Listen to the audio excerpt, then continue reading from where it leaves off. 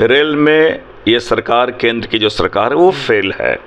मोदी जी जब शपथ ग्रहण किए, गोरखधाम एक्सप्रेस उसी महीने में उसका एक्सीडेंट हुआ। तो मुझे हमारा महाकुंभ चल रहा था, रेलवे में जिस पर भगदड़ मची, जो चीजें आई हैं, तो कोई रिस्पॉन्सिबिलिटी किसी को फिक्सअप नहीं हो रही है। जो सुरक्षा पे खर्च ना करके क्रॉकरी पे खर्च हुआ है, फुट मसाज पे हुआ है, फर्नीचर पे हुआ है। तो बुलेट ट्रेन की राशि वह जहाँ पे 21,000 था, इस बार उन्होंने 19,000 पे ले आया है। अश्विनी जी, रेल मंत्री जी, उन्होंने किया क्या कि आज रेल हादसे जिस प्रकार हो रहे हैं, अगर यह सरकार सबका साथ सबका विकास वाली बात कर रही है, पूरे भारत में इस प्रकार रेल की घटनाएं हो रही, तो ऐसा तो लग रहा है सबका साथ सबका विनाश वाली बात भी रेलवे आ गई है। भारत के लोग जो, हमारे लोग जो वहाँ पे जिन्होंने कुंभ के स्थान में, उस श्रद्धालुगण जिन्होंने अपनों को खोया है, जिनकी वहाँ पे डेथ हो गई है, आज भी ट्रेसलेस हैं, उनके प्रति संवेदना के 2 शब्द भी इन्होंने नहीं कहा। नमस्कार, सोशल संवाद में आप सभी का स्वागत है। और हमारे साथ जो अभी रेल बजट आया है उस पर बातचीत करने के लिए लोहरदगा से कांग्रेस सांसद सुखदेव भगत जी हैं। सर, जिस तरह से रेल मंत्री ने रेल बजट पेश किया और रेलवे की तरक्की के विषय में लोगों को बताया, आप पूरे मामले को कैसे देख रहे हैं? क्योंकि आपने सदन में इस पर काफ़ी तेज जो है कि बातें रखी हैं। मैं आज भी कहना चाहूँगा, मैं अपनी बातों पे पूरे जिम्मेदारी के साथ कायम हूँ।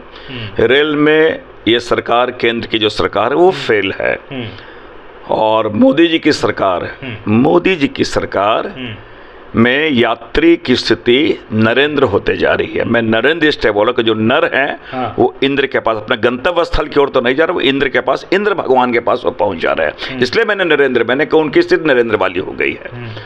और इसलिए मैं इस बात को कहा कि विगत 10 सालों में 638 मेजर एक्सीडेंट्स हुए हैं, और उस मेजर एक्सीडेंट्स में भी आपने जो कमियां हुई हैं वो मानवीय भूल, काम का अत्यधिक दबाव हो गया है, वर्क फोर्स की कमी है, तो ये बहुत सारे फैक्टर्स जो कि सरकार इसको देख सकती है। और तो और आप कह सकते हैं कि जब मई में 2014 में मोदी जी जब शपथ ग्रहण किए, गोरखधाम एक्सप्रेस उसी महीने में उसका एक्सीडेंट हुआ, तो शुरुआत तो वहीं से हो गई है। आपने देखा होगा कभी जस्ट हाल के दिनों में मुझे हमारा महाकुंभ चल रहा था, रेलवे में जिस पर भगदड़ मची, जो चीजें आई हैं, तो कोई, सबसे बड़ी बात है, कोई रिस्पॉन्सिबिलिटी किसी को फिक्सअप नहीं हो रही है। तो ये एक दुखद स्थिति है। एक बात मैं जरूर कहना चाहूँगा कि यहाँ पे मैंने कहा कि ये सरकार जो 2-3 बहुत महत्वपूर्ण चीज़ें हैं, आपको मैं बताऊं कि कैग का रिपोर्ट आपने देखा है। कैग के रिपोर्ट में जो सुरक्षा पे खर्च ना करके क्रॉकरी पे खर्च हुआ है, फुट मसाज पे हुआ है, फर्नीचर पे हुआ है। तो ये मैं नहीं कर रहा हूँ, सरकार के खुद का जो कॉम्पिटिटर ऑडिटर जनरल जो हैं उनकी रिपोर्ट है, सरकार की रिपोर्ट है। तो सोचिए कि सरकार के कार्य करने की शैली क्या है, वो इससे जाहिर होती है। दूसरी बात, मैंने कहा कि सरकार लगातार ये बोलते रही कि हमने वो सिस्टम लागू किया है कि सुरक्षा के लिए कवच की बात, पूरे जो इन्होंने कहा 67,000 किलोमीटर के आसपास उन्होंने बातें की थी, 3% भी उसका कवर नहीं हुआ है। एक इन्होंने बात की है, जैसे मैं कहूँ कि जो रेलवे यात्री सुरक्षा के लिए पहले था 12,993 करोड़ रुपया, वो घट क्या हो गया 12,112 करोड़ रुपया। तो एक तो राशि आप घटा दे रहे हो, एक। दूसरी बात, ये इतना ही नहीं, जो जिस बुलेट ट्रेन की ये बात करें, तो बुलेट ट्रेन की राशि वह जहाँ पे 21,000 था, इस बार उन्होंने 19,000 पे ले आया है। कैपिटल एक्सपेंडिचर फॉर रेल में जो यथावत जो 2.56 जो था लाख करोड़ जो था, वो यथावत है। तो आप अगर मॉडर्नाइजेशन की बात कर रहे हैं, उनका एक्सपेंशन की बात कर रहे हैं, उनके सेफ्टी की बात कर, रिक्रूटमेंट की बात कर, तो वो यथावत है। तो कैसे आप उसे कर पाओगे? एक। दूसरी बात, इन्होंने क्या किया, आज भी तकरीबन 2.65 लाख करोड़ आज भी पद खाली है। इन्होंने क्या किया, 70,000 जो पद है उन्होंने एबॉलिश करने का अनुशंसा इन्होंने किया, जो 3rd grade and 4th grade के हैं। लोको पायलट की वही स्थिति है। और एक ट्रैक में जो चलती है रेलवे देखने के लिए, वो ऐसे यथावत पड़ा रहता है। ये लाख कह लें कि हमने ये प्रगति किया वो प्रगति किया है, ठंडे दिमाग से सोचा अश्विनी जी रेल मंत्री जी उन्होंने किया क्या कि आज रेल हादसे जिस प्रकार हो रहे हैं, तो इसलिए मैंने कहा रेल में सरकार फेल है। एक बात और मैं कहना चाहूँगा, जो लगातार ये बुलेट ट्रेन, जो मैंने कहा बुलेट ट्रेन के बारे इन्होंने कहा है, बुलेट ट्रेन के कितने उसके भी रूट आपने देख लिया, जो रूट जो है ओवरऑल जो होता है कि हर भारत के हर राज्यों को जोड़े, वैसा नहीं, एक सर्टेन जगह पे इन्होंने किया है। एक महत्वपूर्ण चीज़ है, मैंने कहा कि जो लगातार राहुल जी किसी उद्योगपति के खिलाफ नहीं है, उनका कहना कि उसमें एकाधिकार किसी एक उद्योगपति का ना हो, ये उन्होंने कहा है। और आज फिर जिस प्रकार मैंने कहा एयरपोर्ट या पोर्ट के बारे बातें आती है, रेलवे में भी क्या है, इस तो जिस प्रकार अगर प्राइवेट करने की बातें जो आ रही हैं, तो आप देख रहे होंगे उसके प्लेटफॉर्म के रेट कैसे हो जा रहे हैं। सबसे महत्वपूर्ण चीज़ क्या है कि अगर आप किसी प्राइवेट को आपने दिया, टाइम स्लॉट बहुत महत्वपूर्ण होता है रेलवे में, तो टाइम स्लॉट तो आप उन्हें दे दोगे, क्योंकि आप उनको विशेष ये करके, तो रेलवे फिर घाटे में आ जाएगा आपको। तो घाटे में आएगा तो फिर आगे आप कैसे करोगे?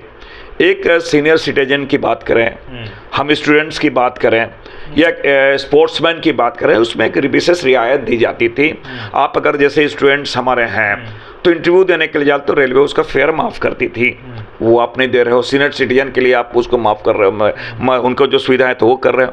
तो ऐसे बहुत सारी चीज़ें, इसलिए मैंने कहा कि सरकार को मैंने अपनी पीठ छपछपाने से बेहतर है कि उन कमियों को देखे और उनको दूर करने का प्रयास करें, क्योंकि रेलवे एक रोजगार का बहुत बड़ा साधन है और आप पूरी पोस्ट इसको जो है कि एबॉलिश करते जा रहे हो, तो उससे क्या हो रहा है कि आपके संविधान के प्रावधानों का भी इसके माध्यम से उल्लंघन कर रहे हो। क्योंकि आप कॉन्ट्रैक्ट में अगर लेते हो तो रोस्टर का क्या होगा, रिजर्वेशन क्या होगा, तो लोग को लग रहा है ना कि हमारे आदिवासी, दलित, ओबीसी या माइनॉरिटी जिनको एक विशेष रियायत दी जाती थी नौकरी में, वो तो सारे पोस्ट उनके खाली हो जा रहे हैं ना। तो इसलिए अगर ये सरकार सबका साथ सबका विकास वाली बात कर रही है, तो सबका साथ सबका विकास, मैंने तो देखा कि पूरे, चाहे डिब्रूगढ़ एक्सप्रेस हो, कंचनजंगा हो, उड़ीसा के पुरी का हो, हरिद्वार का हो या गोरखधाम हो, तो पूरे इंडिया में जिस प्रकार, पूरे भारत में इस प्रकार रेल की घटनाएं हो रही, तो ऐसा तो लग रहा है सबका साथ सबका विनाश वाली बात पे रेलवे आ गई है।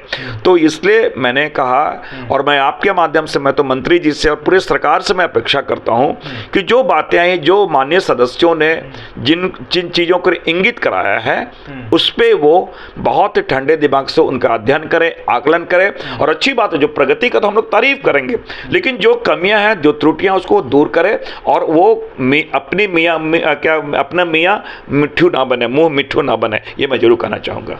सर, एक आखिरी सवाल लेना चाहूँगा आपसे। कल प्रधानमंत्री जी सदन में आए, महाकुंभ के ऊपर उन्होंने जो है कि अपनी उपलब्धियाँ गिनाई, लेकिन राहुल गांधी जी को बोलने का मौका नहीं दिया गया, उस पर आपकी क्या प्रतिक्रिया? देखिए, मैं पहली बात तो मैं बता दूं, जो महाकुंभ है ये भारत की सनातनी परंपरा आज की नहीं, हजारों साल से है।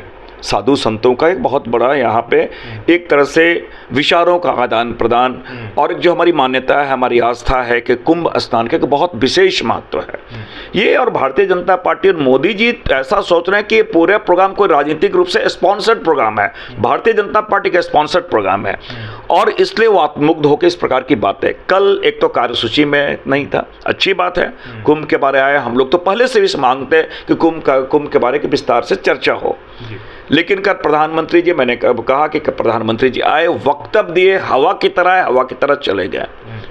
लेकिन एक जो प्रधानमंत्री जी से हम ये अपेक्षा करते हैं, वो भारतीय जनता पार्टी के प्रधानमंत्री नहीं है, देश के 140 करोड़ लोगों के भारत के प्रधानमंत्री हैं। तो जिन्होंने भारत के लोग, जो हमारे लोग जो वहाँ पे जिन्होंने कुंभ के स्थान में, उस श्रद्धालुगण जिन्होंने अपनों को खोया है, जिनकी वहाँ पे डेथ हो गई है, आज भी ट्रेसलेस हैं, उनके प्रति संवेदना के 2 शब्द भी इन्होंने नहीं कहा। इसलिए मैंने कहा, इतने कठोर हृदय, इतने असंवेदनशीलता प्रधानमंत्री जी ने यहाँ पे दिखलाया।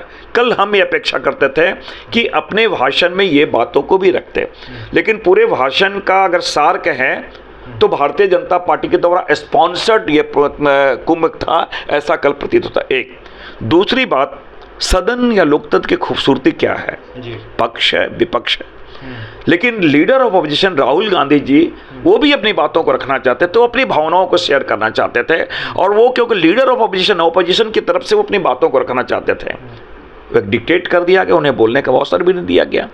तो अगर आप सोच लीजिए कि एक कहा जाता है कि जो सतर्क विपक्ष वो लोकतंत्र के लिए बहुत सजग विपक्ष लोकतंत्र का एक अच्छा संकेत होता है। लेकिन मैंने कहा कल जिस प्रकार के बिहेव किए गए हैं और जिस तरह से डिक्टेट किए जा रहे हैं, सदन और लोकतंत्र दोनों के लिए एक घातक है। बहुत बहुत शुक्रिया सर। दिल्ली से सोशल संवाद की रिपोर्ट।